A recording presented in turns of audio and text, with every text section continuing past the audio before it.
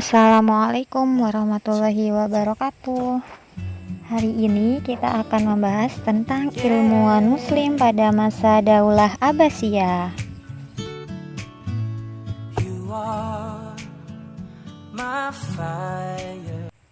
Yang pertama yaitu ahli kedokteran. Jadi pada masa Daulah Abbasiyah, kedokteran mengalami perkembangan dan sangat maju, khususnya tatkala pada pemerintahan Sultan Harun ar-Rasyid dan khalifah-khalifah besar sesudahnya. Kenapa? Karena pada waktu itu sekolah-sekolah tinggi kedokteran didirikan sehingga banyak mencetak sarjana-sarjana kedokteran. Ilmuwan pertama yang akan kita bahas adalah Ibnu Sina.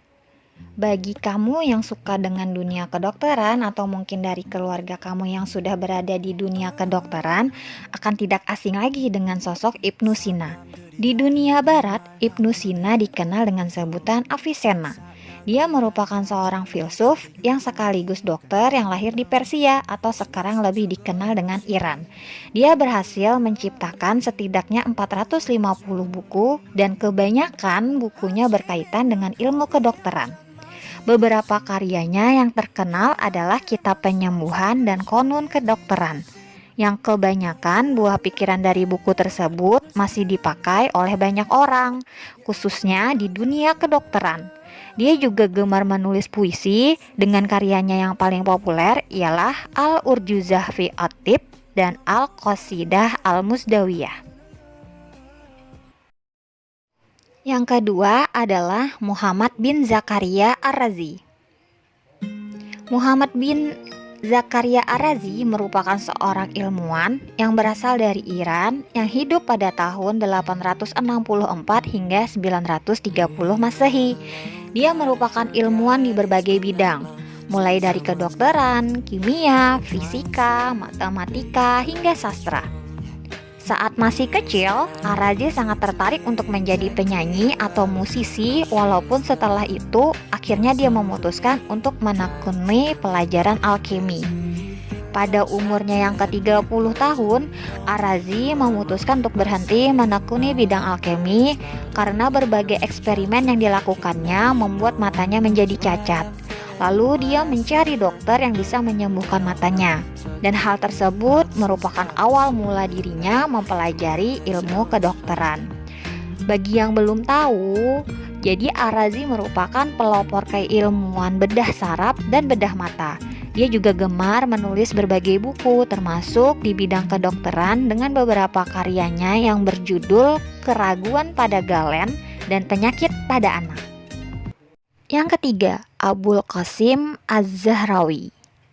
Abul Qasim Az-Zahrawi merupakan seorang pakar di bidang kedokteran pada masa Islam abad pertengahan. Dia mempunyai beberapa sebutan lain seperti Abul Qasis dan Bapak Operasi Modern. Karyanya yang paling terkenal ialah Al-Tasrif, yang merupakan kumpulan praktik kedokteran yang terdiri atas 30 jilid. Al-Tasrif sendiri berisi berbagai topik mengenai kedokteran, termasuk buah pemikirannya mengenai gigi dan kelahiran anak. Buku ini berhasil diterjemahkan ke bahasa Latin pada abad ke-12 dan menjadi sumber utama bagi keilmuan bidang kedokteran di benua Eropa sana. Selanjutnya, yang keempat ada Ibnu Al-Nafis. Tahukah kamu orang pertama yang secara akurat mendeskripsikan peredaran darah dalam tubuh manusia? Yap, benar sekali, orang tersebut ialah Ibnu Al-Nafis. Dia berhasil mendeskripsikan peredaran darah dalam tubuh manusia secara tepat pada tahun 1242. Dia juga merupakan orang pertama yang diketahui telah mendokumentasikan sirkuit paru-paru di dalam tubuh manusia. Alhasil, dia berhasil menerangkan secara akurat mengenai paru-paru beserta gambaran tentang saluran pernapasan dan juga interaksi antara saluran udara dengan darah di tubuh manusia. Dia merupakan orang pertama yang berhasil melakukan hal tersebut, dan pengetahuannya tersebut sangat bermanfaat bagi perkembangan dunia kedokteran di masa sekarang.